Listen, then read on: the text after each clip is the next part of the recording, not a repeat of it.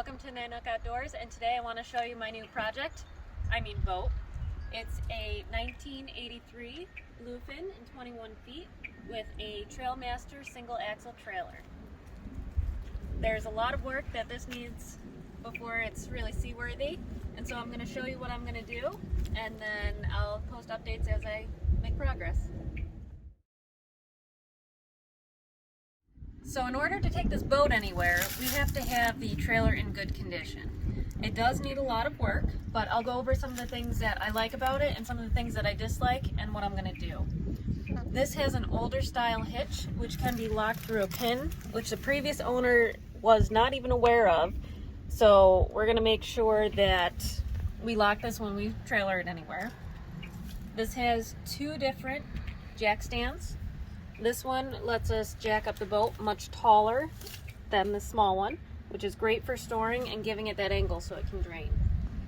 The trailer is made with C-channel, which makes it so it's not going to retain any water inside, making it rust out sooner. Eventually, I may change this A-style to a swing tongue trailer so I can actually park this thing in my garage. The strap here is well worn and definitely needs to get replaced, so that's going to be one of the safety items that I have to do. And there's Snowball. Hi, Snowball. You excited about the new boat?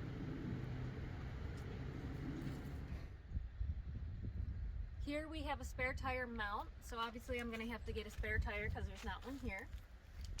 Some of the parts on the trailer look a little bit rusty, so I'm going to have to replace these bunks. When I do that, I'm also going to add brand new wood that's going to be fiberglass epoxy coated. The trailer in general is fairly low, which is going to make it really great for launching. As you can see, this fender's pretty beaten up and has a miscellaneous bolt and washer here for an unknown reason, which is going to have to get removed before we pop a tire.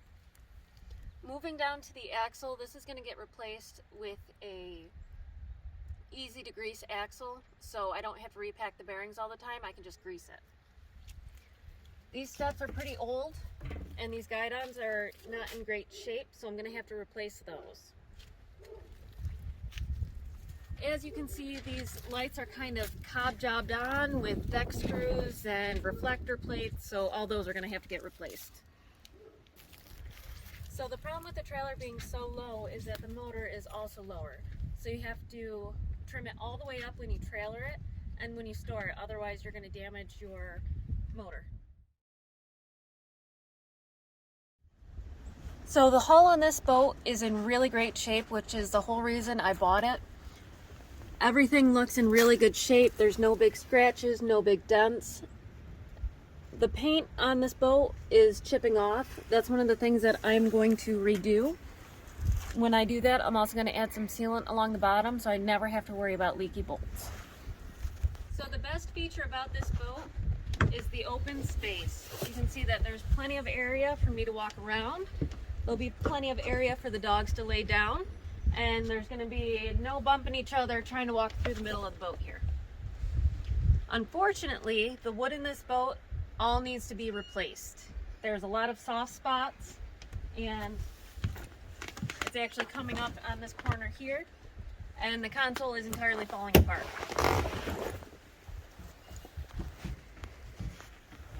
On the front side of this console, there used to be a seat with a cushion. Just with a little light handling, the whole thing ripped right off. So we're going to entirely rebuild the console and floor with epoxy coated fiberglass wood. So we're never going to have to replace the wood in this boat again.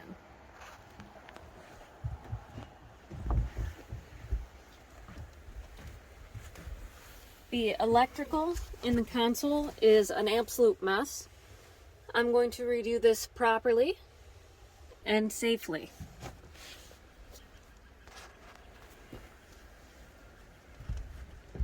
After we get the brand new floor in place, we are going to wrap it with a woven vinyl. We're also going to apply that to these sidewalls here. So that'll keep the lures from getting caught and it'll keep it nice and soft for us.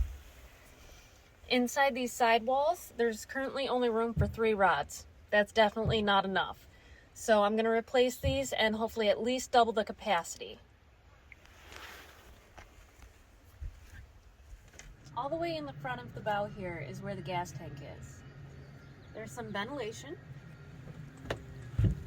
And there's also this giant cubby hole here. The plan is to use this either for batteries or for tackle. We're going to replace this flip top lid with something that's a little bit more secure and has a latch on it. When we replace the floor, we are going to add hatches so we can easily get to the console bolts, and we can check the flotation that's in the floor if there even is any anymore. We definitely want to add some if there's not, to be safe. In the floor back here, we're going to add additional locking hatches. That way we can secure our gear in case if we decide to stay anywhere for a long period of time. We're also going to find a way to secure our fishing rods so those don't walk away. This captain's chair worked for the last owner, but it doesn't really work for me. So we're going to get that replaced. Eventually we're going to enclose this bimini so we can fish in nasty weather. But for right now, we're going to get it out of the way and just focus on our fishing setup. This boat's rated for a 175, but back in '83 when this boat was built, motors were a lot lighter. So we're going to end up replacing this Mariner 150 with a Suzuki 140, which will be of similar weight. We also want to replace the motor so it's more quiet. It's a 5-year warranty and we have no issues going forward. After we get this motor off, the next step is going to be looking at this transom. The last owner lost the cap here and just let this transom wood get exposed, and they just used bare plywood. When I replace this, I'm going to use epoxy coated fiberglass plywood so it's never going to get damaged. One of the other things that I'm going to look at when I take a look at this transom is I have no idea what this caulk job is for, but it's a little concerning. So I'm going to make sure the splash well is nice and strong so the back half of her boat doesn't just fall off. So some of you may be thinking, wow, that's a lot of work. Why don't you just buy a new boat? Well, a new boat of a similar layout would cost at least $65,000. And it has a whole bunch of bells and whistles, none of which I'm really interested in. I'm interested in going fishing. Restoring this boat will allow it to be lighter, which will allow me to bring more friends, go faster, or save on fuel, which is very important in today's economy. So this boat will be a lot of work, but it's going to be my boat. I'm going to know how it's built right, and if I need to make any repairs, I know exactly how it was put together.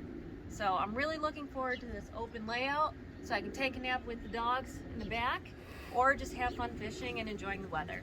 So I hope you enjoyed this video. Stay tuned for updates on progress.